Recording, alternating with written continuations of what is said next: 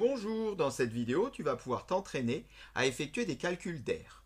Si jamais cet exercice te pose des difficultés, tu pourras à tout moment cliquer sur le lien qui s'affiche à droite, SOS.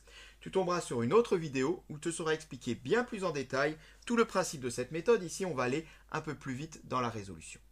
Alors, je te laisse bien démarrer ce calcul d'air, donc peut-être pas tout faire d'un coup, mettre la vidéo en pause et ensuite on démarre la correction. Correction. Quand on regarde cette figure, on voit qu'elle est composée de deux figures en réalité. Ça, c'est très important. Pas question de calculer l'aire de toute la figure d'un seul bloc, on en serait bien incapable. Et on voit qu'on a un parallélogramme et posé au-dessus un triangle. Bien, on va décomposer notre calcul d'aire en deux calculs d'aire.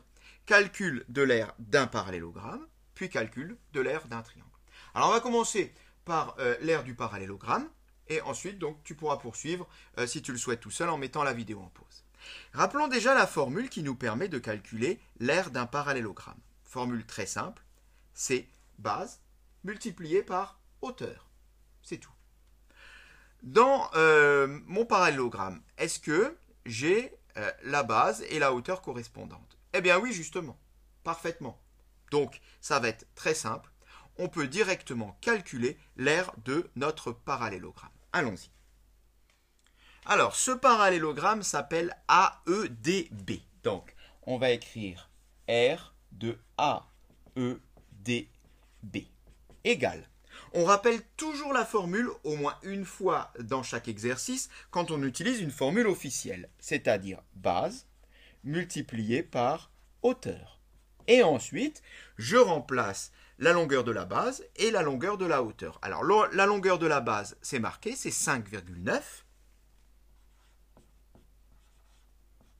Quant à la hauteur, c'est 3,3.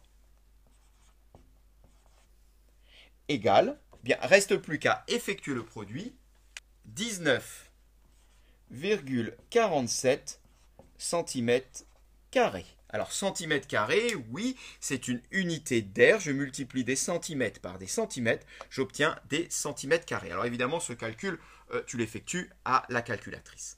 Voilà pour l'aire du parallélogramme. Eh bien, si tu veux poursuivre, je te laisse mettre la vidéo en pause pour calculer l'aire du triangle au-dessus. Correction. Alors, ce triangle s'appelle BDC, donc R de BDC égale. On rappelle la formule qui nous permet de calculer l'aire d'un triangle, qui est base multipliée par hauteur divisé par 2, ou sur 2, comme tu veux. Donc là, de nouveau, on rappelle la formule, base multipliée par hauteur divisé par 2, égale. Remplaçons maintenant base et hauteur. Alors, la base, elle n'est pas indiquée directement, mais on la récupère juste en dessous. La base, c'est la même longueur qu'un des côtés du parallélogramme, c'est-à-dire 5,9.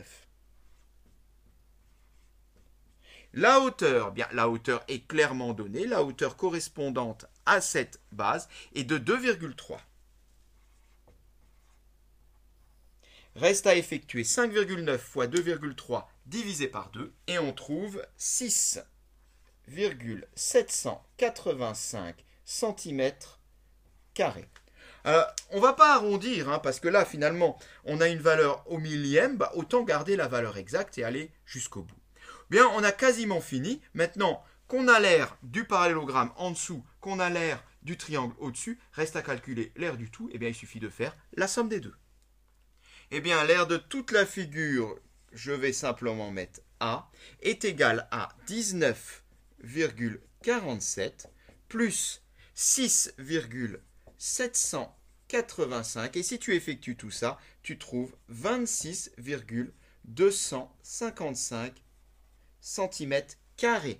Voilà l'aire de toute notre figure et cette séquence est terminée.